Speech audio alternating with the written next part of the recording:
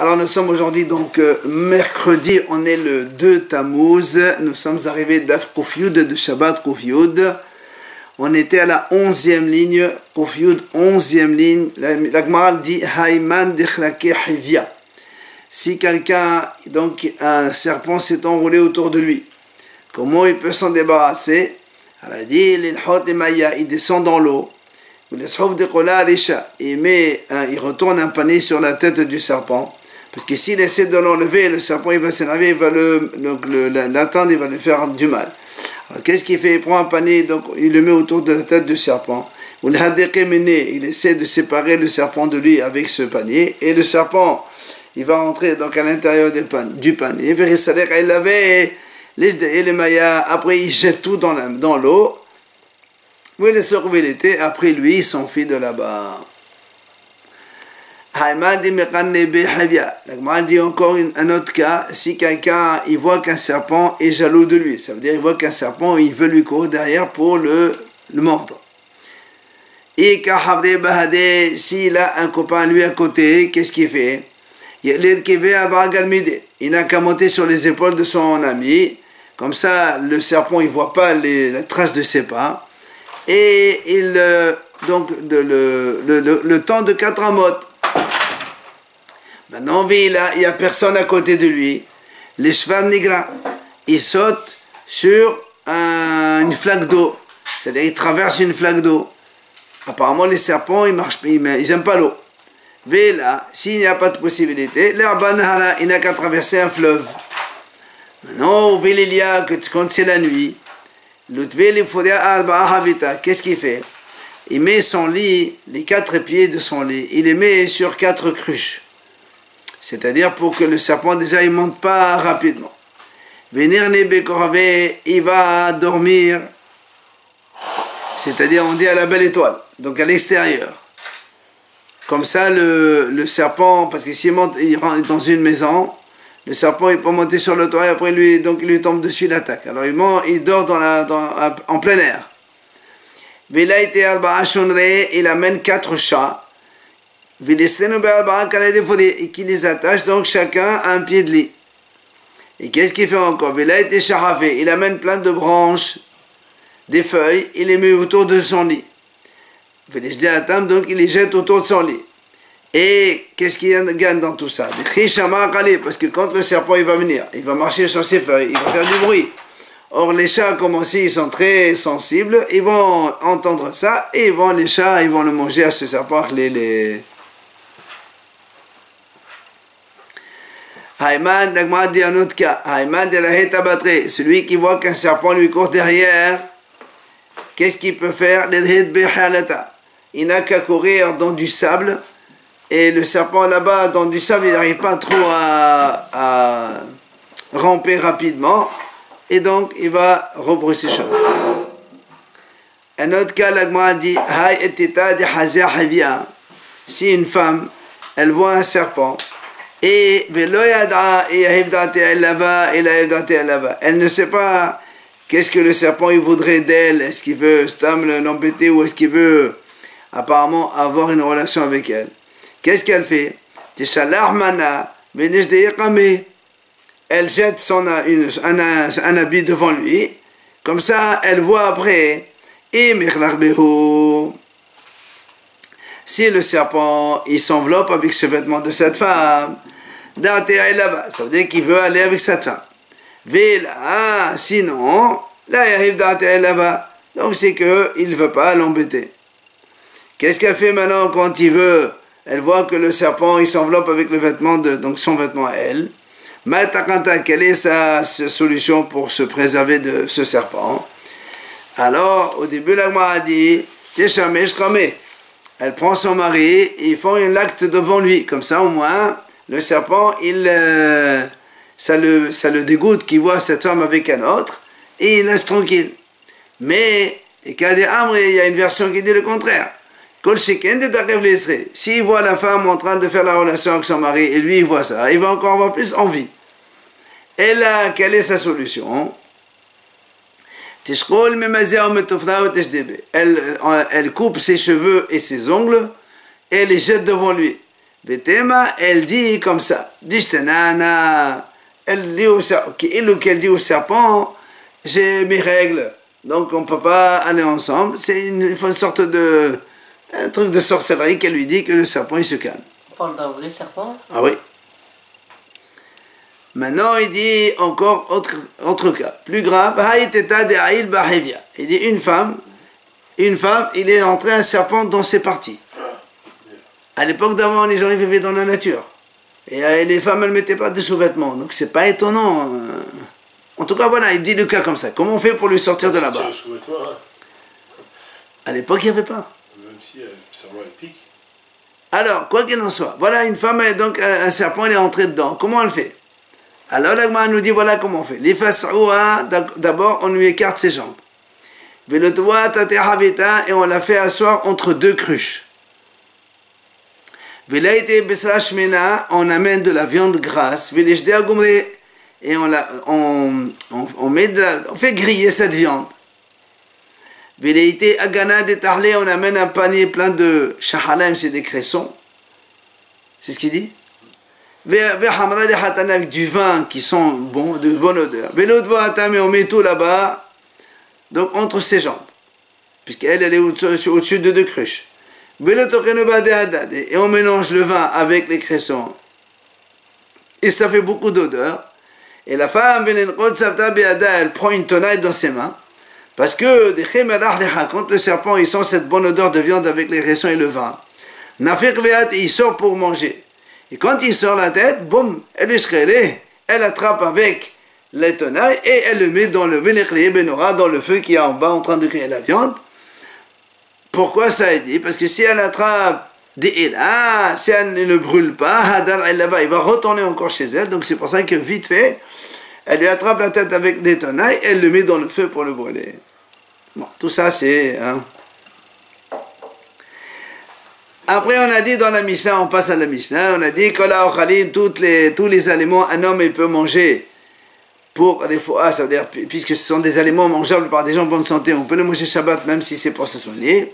V'chol hamashkin aussi, toutes les boissons aussi. Alors l'Agma a dit kol ha'ochalin. Pourquoi on dit kol, tout? Qu'est-ce que tu veux inclure? Le'atouye maï. Alors l'Agma a dit le'atouye tehol l'shinayim. Il dit c'est pour inclure qu'on a le droit aussi de manger de la rate parce que c'est bon pour les dents. Même si on sait que c'est bien pour les dents, eh bien ça ne s'appelle pas se soigner. Ou encore, c'est comme des cressons qu'on mangerait, même si c'est bon, on a le droit de manger ça, même si c'est bon pour le ventre, pour les intestins. Après on a dit dans la Mishnah, kol hamashkin, aussi on a dit kol, toutes les boissons. Alors on dit qu'est-ce que c'est, qu'est-ce que tu veux inclure avec le mot kol? L'aïtoye maï. Et Alagman répond l'aïtoye, meslafin. C'est quoi meslafin? Behomet, c'est donc des jus de capre qu'on mélange avec du vinaigre. Apparemment, c'est aussi donc quelque chose qui est soigne. Et ben on a le droit quand même de le boire, parce que c'est des choses que les gens en bonne santé boivent. Amal et Ravina les Rava. Ravina, il lui dit à Rava, Ma'olishtot menalem beshabbat. Est-ce que quelqu'un a le droit de boire des urines Shabbat? Apparemment, ça avait des vertus de guérisseuses. Hein? Amal, il lui répond Rava, Tanina, on a déjà enseigné cela. Kol hamashkin shoté. Comme on a vu dans notre Mishnah, toutes les boissons, un homme il peut boire. Les urines, personne ne boit ça. C'est pas une habitude donc de boire ces urines Shabbat. C'est pas de sourd. Apparemment c'est pour médical. Après on a dit dans la Mishnah, toutes les boissons un homme il peut boire. Hutz medkalim. Medkalim c'est les eaux de palmier. Alors la Gemara dit Tana hutz medkalim. Il y a une autre version qui dit medkalim avec resh, pas medkalim. Et c'est quoi la différence? On a dit Madetana medkalim. C'est quoi dekarim? Il dit parce que Shehem dokrim tamara. C'est-à-dire donc ils transpercent la vésicule. On m'a dit Amar medkalim. C'est quoi des medkalim? C'est les eaux entre les palmiers. Shiotzim mishne dekale. ils sortent entre deux palmiers. Et l'Agma a dit, qu'est-ce que c'est que ces deux palmiers? Maïmet Kalim, c'est quoi ça? Amad Rabba Bar Bedona. Il a dit, Rabba Bar Bedona, il y a deux palmiers spécifiques en Israël. Entre ces deux palmiers, il y a une source d'eau qui sort. Et celui qui boit un verre de cette eau-là, eh bien, ça va le donc mélapé, c'est-à-dire le dégager pour aller faire ses gros besoins. Et Dar, s'il boit un deuxième verre, Meshalchel, il va avoir de la diarrhée carrément. Vedar, il s'y rajoute encore un verre. Ce qu'il mange, de l'eau, il mange, ça sort de l'eau. C'est-à-dire, c'est comme si il a vidé tous ses intestins avec cette eau-là. Amar Olay vient, Olay lui dit, les didi, Shati Shechla de Vavlae. Il dit, moi, je bois le liqueur de Bavel et c'est mieux que toutes ces eaux que tu prends toi. Mais quand est-ce que ça marche? C'est pour faire dégager le ventre. Mais au-delà, la condition qu'il ne les a pas bu depuis 40 jours. Là, ça a donc un effet de dégager. Après, on a dit Medcharim, on a dit donc ça transperce la vésicule. Rav Yosef Amar, c'est quoi Medcharim là? C'est Zetom HaMisri. Zetom HaMisri, qu'est-ce que c'est ce Zetom HaMisri? En fait, c'est un mélange. Un tiers d'orge, un tiers curcuma et un tiers de sel. Donc tout ça, c'est ce qu'on appelle donc Medcharim. Et Rapapa lui dit, c'est une autre composition. Un tiers de blé, un tiers de curcuma et un tiers de sel. Enfin, la différence entre les deux, c'est qu'un il dit c'est de l'orge, l'autre il dit c'est du blé. C'est pour ça que la Gemara a dit, mais c'est ma mère. Si tu veux ne pas te tromper entre Rav Papa et Rav Yosef, eh bien, Sisani. C'est que Rav Yosef, il y a marqué Sisani, c'est-à-dire Samer Samer. Rav Yosef, il y a le Samer, c'est lui qui a dit Seorim de l'orge. Samer aussi Seorim. Et Rav Papa, c'est lui qui a dit le blé. Comme ça, au moins, tu ne te trompes pas. Et il dit, quand est-ce que ça a des effets, cette eau-là? Entre Pesach et Shavuot, que c'est là où cette eau-là, elle a des effets. Et quel effet ça a? Celui qui est constipé, il va pouvoir se dégager. Et le contraire, ou de la fée, celui qui a de la diarrhée, ça va donc arrêter cette diarrhée. Après, on a dit aussi dans la Mishnah, Vechos Ekarin.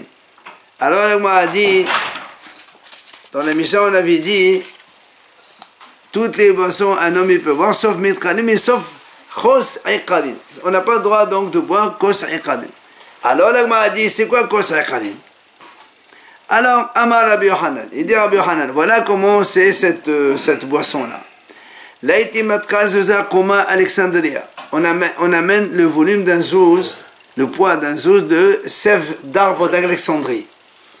Ou Matkal Zouza Gavia Gila et le même poids de Gavia Gila, c'est une herbe. Ou Matkal Zouza Kodkema Deshka. Et encore le même poids de curcuma qu'on plante dans les potagers. Et on les pile tous ensemble.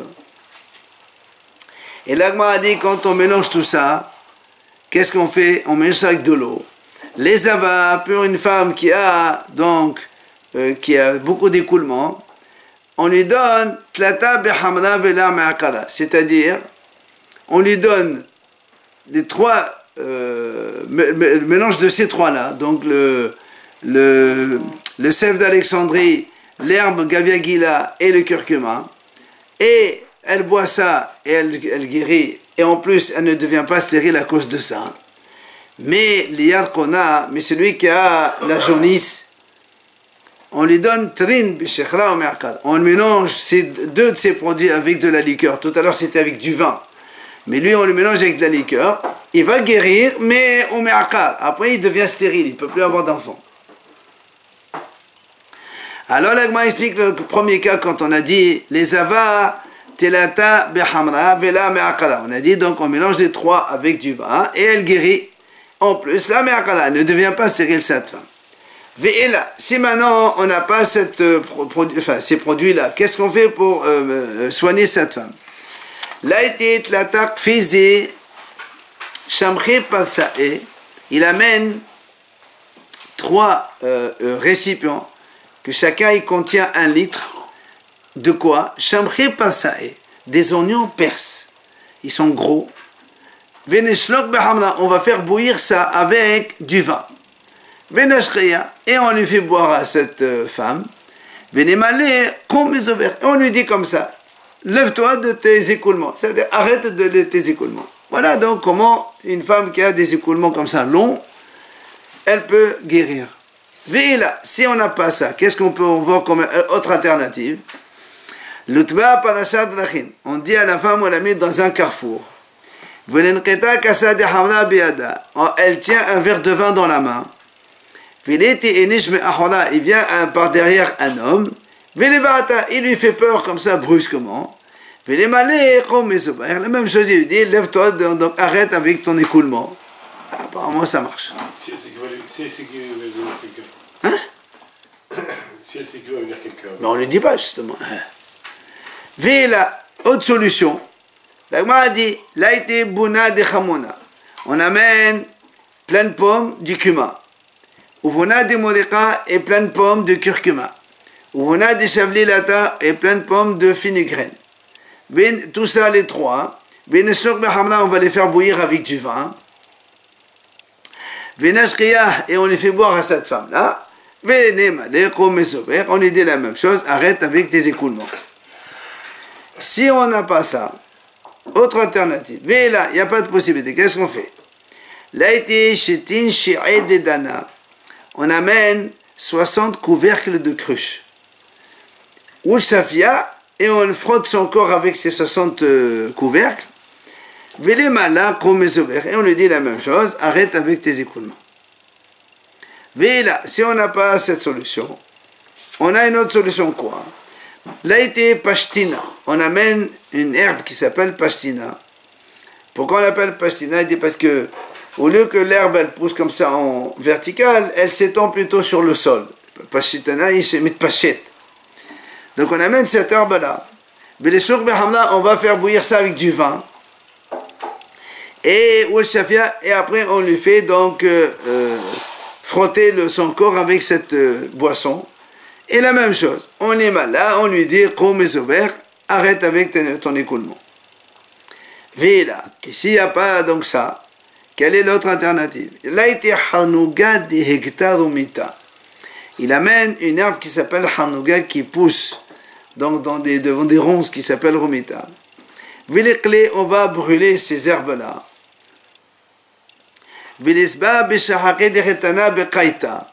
Et on met ça, la cendre qu'on a obtenue, dans des vêtements usés en lin, si c'est en été, et en coton, ou si c'est en hiver, on met ça dans des vêtements de coton.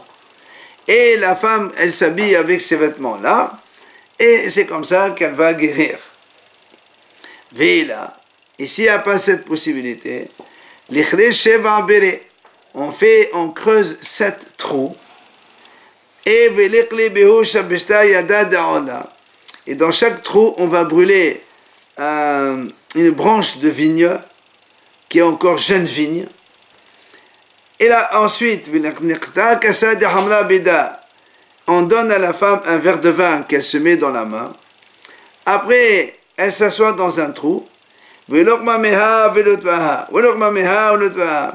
Après, on la fait asseoir dans un trou. Après, on la met dans l'autre, le deuxième. Après, dans le troisième, quatrième, jusqu'au 7e trou.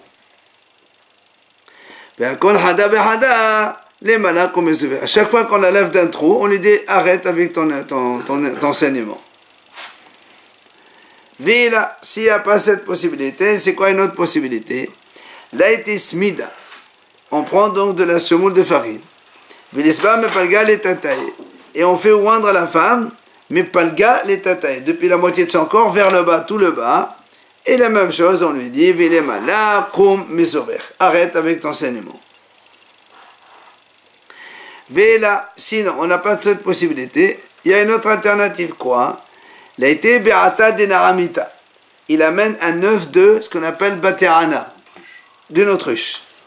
Véléclé, et on le brûle, cet œuf-là. Ensuite, on met la cendre qu'on a obtenue dans des vêtements usés. Donc, si c'est en été, des vêtements en lin, ou si c'est en hiver, dans du coton, et la femme s'habille avec ça et elle guérit. Véla, s'il n'y a pas de possibilité, il y a encore l'inqit sa'ata de mustakahat bikhfoud. Non, pardon, l'iftah la habita de hamra lishma. Il dit, il y a une autre possibilité, c'est qu'on ouvre une cruche de vin spécialement pour elle, et c'est elle qui va boire toute la cruche. Elle guérit de ça. Enfin, dernière possibilité, la Gemara dit, Vela, l'inqit sa'adata de mustakahat bikhfouta de khudna hivara. On prend une graine d'orge qu'on trouve dans les excréments d'une jument blanche. Si la femme elle tient ça un jour, elle va arrêter de saigner pendant 2 jours. Si elle attrape ça pendant 12 jours, elle arrêtera de saigner pendant 3 jours. Si elle attrape ça pendant 3 jours, alors là, elle arrête de saigner complètement. Pendant 3 jours. Ouais. Après avoir fini avec cette histoire de Kosaï Qadin, on passe ce qu'on a dit dans la Gemara, on a dit quand quelqu'un il a la jaunisse, on a dit donc, vous vous rappelez au début de la Gemara, on a dit le Holi Yadkon, voilà, on a dit on lui donne 2 de ces produits qu'on a cités, on mélange ça avec une liqueur, pas avec du vin, pour la femme ça va, on a dit, on prend les 3 produits, on les mélange avec du vin et elle n'est pas stérile. Mais pour une jaunisse, on prend 2 de ces produits, on les mélange avec une liqueur et là, il va devenir stérile le monsieur qui a eu cette jaunisse. C'est ce qu'on a dit. La Gemara dit alors la Gemara dit si on n'a pas cette solution ou on veut utiliser autre chose. On amène la tête d'un poisson qui s'appelle shivota, qui est salé. On va faire bouillir ça avec de la liqueur. Et on donne à boire à ce monsieur. Sinon, on n'a pas ça, on a quelle autre solution? On amène des jus de sauterelle. Si on n'a pas de jus de sauterelle, on amène on amène des jus de petites volailles qu'on appelle nekere. On prend le monsieur, on le rentre dans un bain.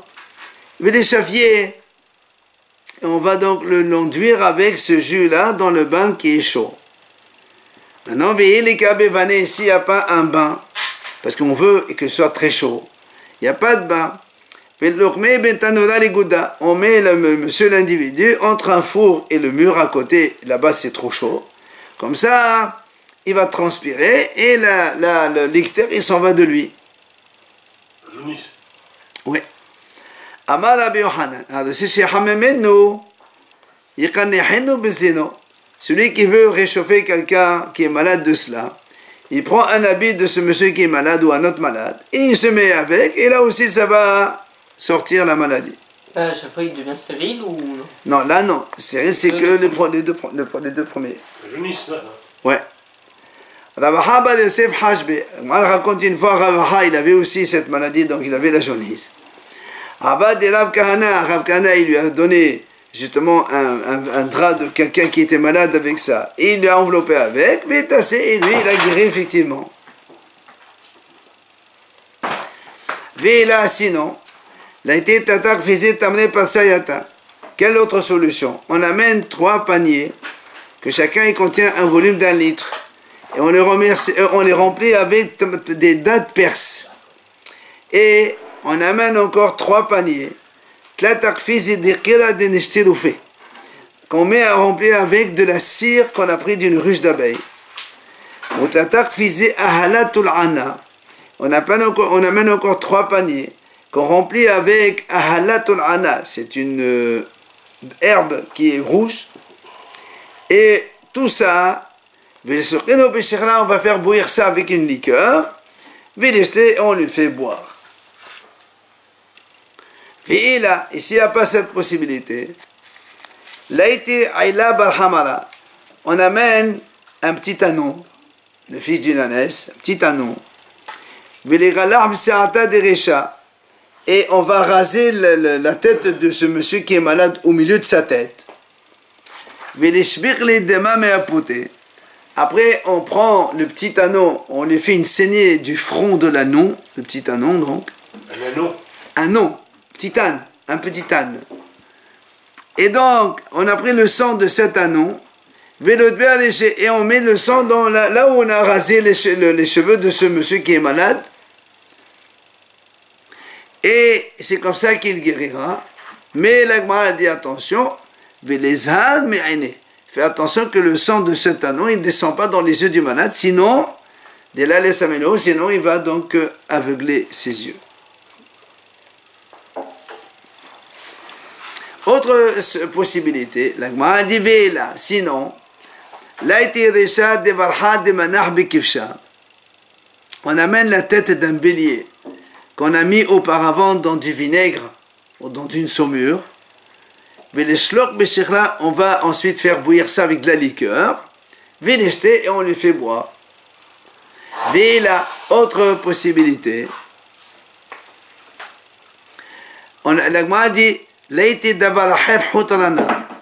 il amène, quand on dit davar dans la Gemara, c'est un cochon, donc du porc. Hotrana, qu'il a la peau avec plein de taches, hein? Tacheté, voilà. On le déchire, donc on le coupe. On le pose sur le cœur du malade. Et c'est comme ça qu'il est guéri. Sinon, là a été écarté de Mekaftota de Mishre. Il amène des poireaux qui se trouvent au centre d'une rangée de poireaux. Parce que ceux qui sont au centre, c'est là où ils sont les plus piquants. Et on les fait manger aux malades et c'est comme ça qu'il est guéri. Et là, Gemara ramène d'ailleurs une histoire comme ça. Il y avait un bédouin, il avait donc un ictère comme ça, une jaunisse. Amal et Legena, il a dit à un jardinier, prends ma veste,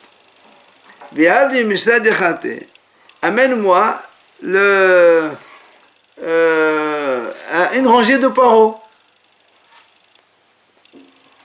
Il lui a amené, et le bédouin qui était malade, il a mangé donc tous les poireaux. Amalé, le bédouin, il a dit au jardinier, au monsieur là, le paysan, prête-moi ton talit. Et je peux dormir dessus un petit peu. Et il s'est enveloppé avec, il a dormi. Kade Hammam, quand après il a eu de la fièvre, donc il s'est levé de son sommeil. Nafal pour t'amener. Le talit, il s'est complètement déchiré en petits morceaux, il est tombé à cause de la grosse fièvre qu'il a eue, c'est presque, il a brûlé le vêtement avec lequel il était enveloppé.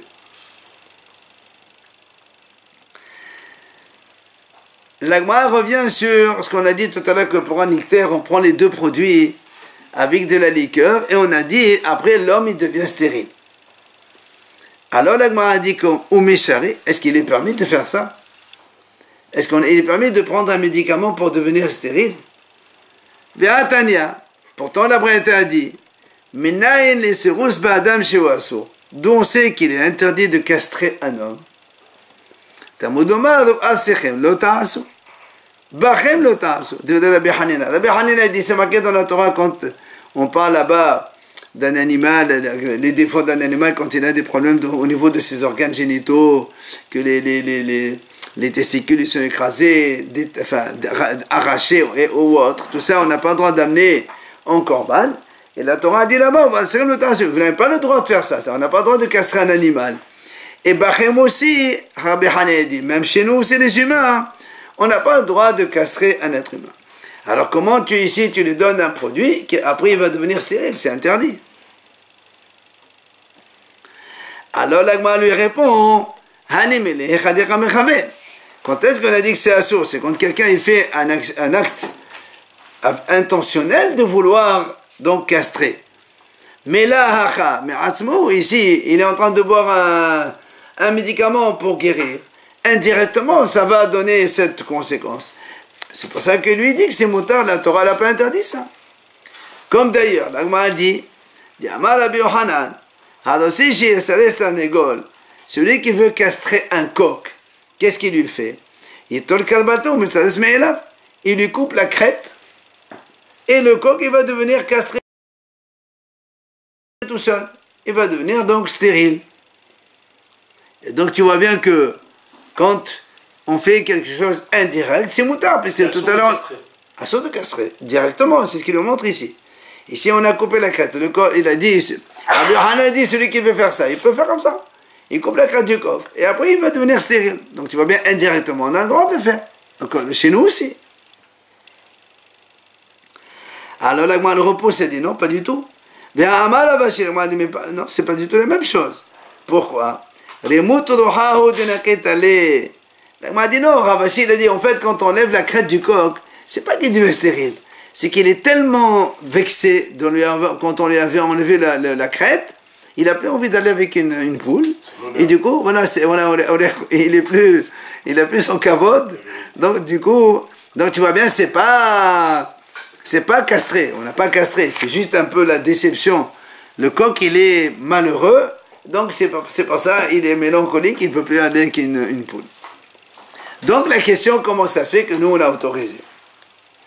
Alors, l'Agmara répond, Bessaris. Non, le monsieur déjà qui avait donc la jaunisse et qui a bu ça, lui-même il était déjà stérile auparavant. Donc il n'y a pas d'interdiction. Tu lui fais boire quelque chose qui devient. Alors qu'il était déjà stérile, donc c'est pas un problème.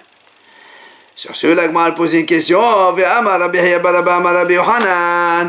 הכל מודי במחמס אחד מחמש שהוא חייב, שנאמר לא תאפה חמץ לא תעשה חמץ, במסדס אחד מסדס שהוא חייב, שנאמר לא מאו חטות ונתוק וחרות, אם על קלות חייב הנתוק לכל שכן, אלא להבינותך, החקורת שהוא חייב. Alors, on va poser une question. Tu m'as dit, on parle ici d'un cas où le monsieur était déjà castré, donc même s'il boit donc un liquide qui va le rendre castré, c'est pas grave. Il dit non, pourtant l'Agma dit ici. Là-bas, dans l'Agma, les Haramim, ils discutent là-bas. Est-ce qu'on a le droit, quand il y a un animal premier-né, qui a beaucoup de sang, il faut lui faire une saignée. Est-ce qu'on a le droit de faire une saignée? Parce que le premier-né, il est kadosh, et on n'a pas le droit de lui faire un défaut. Alors là-bas, il y a mahlok, est-ce qu'on a le droit, oui ou non? Mais l'Agma a dit, même si il y a mahlok sur le Bechor, tout le monde est d'accord, mais Hames Saha, mais Hames. Quelqu'un, il met. Parce que la Torah a dit, dans la Korban Minha, quand tu amènes Minha, il faut que ce soit matzah. Si quelqu'un il fait Mehametz Minha, il fait un péché. Et si la Minha, donc ta farine, elle est déjà Hametz, et tu rajoutes encore Hametz, ou bien quelqu'un il a pétri une Minha, il est venu un autre, il a fait cuire la Minha, Hametz. Tous les deux ils font un péché. Pourtant, elle est déjà Hametz, c'est pour moi qu'il l'a fait. Dis non, parce que dans la Torah il y a marqué, l'autre a fait Hametz. Il y a marqué aussi, l'autre a fait Hametz. Donc, ne pas cuire Hametz. Ne pas faire la minha Hametz. Donc, tu vois bien que si on fait, quelqu'un met Hametz, alors qu'elle était déjà Hametz, c'est aussi assour. Et on a vu la même chose dans castré. Que castré, après castré, c'est aussi hayab. Donc, même s'il est castré, on n'a pas le droit de castrer, recastrer de nouveau. D'où on apprend ça? Le pasuk dit, au ma'or v'chatut v'natuk v'chadut. Si les testicules sont coupés, il est hayab. Alors si tu les arraches aussi, mais si ils sont coupés déjà, même si tu l'arraches, ça ne change rien. Il dit non, la Torah dit même ça aussi, c'est assourd. Donc tu vois bien que même castré sur une personne, un monsieur qui est déjà castré, c'est assourd. Alors on repose la question, comment ça se fait ici, on a donné à ce monsieur de boire cette boisson-là, qui le rend stérile. Même si tu m'as répondu, il était déjà stérile. C'est quand même assourd. Alors l'Agma a dit, elle bezakhet. Tu vas me dire non. Ce monsieur-là, il est vieux, il a 80 ans, il ne peut plus avoir d'enfant. Ah, moi, ça, c'est pas possible. Parce que, Rabbi Yochanan, plutôt. Il dit, Rabbi Yochanan, il dit, pas du tout. Ce sont des médicaments qui m'ont redonné la force pour redevenir jeune. Parce que Rabbi Yochanan, il a vécu très vieux. Et donc, tu vois bien que même un vieux, il peut toujours avoir des enfants. Donc, tu n'as pas le droit de le castrer. Elle, Abéisha, tu vas me dire non, c'est une femme en fait qui a cette jaunisse Et donc, on ne peut lui donner à boire cette boisson, même si elle devient stérile. Il n'y a pas d'interdiction chez la femme. Pourquoi? Parce que la femme n'a pas, rappelez-vous, on avait dit, elle n'a pas la mission de se reproduire, la femme. Donc même si elle devient stérile, ce n'est pas un problème pour elle. Ah, la Gemara a dit, la Gemara dit très bien. Mais Rabbi Yochanan, on a vu le déjà Mahloket. Rabbi Yochanan dit non, même la femme aussi, elle a le commandement de se reproduire. Donc si elle se rend stérile, elle fait un péché. Elle dit non. Ici, ici non, la femme, quand elle est vieille, elle, effectivement, elle ne peut pas avoir d'enfant. Donc il s'agit d'une vieille femme, 60-70 ans, et elle a eu la jaunisse. Et donc on va lui donner à boire cette boisson. Ça, c'est pas un problème, parce qu'elle est de toute façon, elle ne peut plus avoir d'enfant. Ou encore, une femme qui est stérile, qui n'a jamais eu d'enfant. Même si on lui donne ça, eh bien, c'est pas interdit. On va poser la question.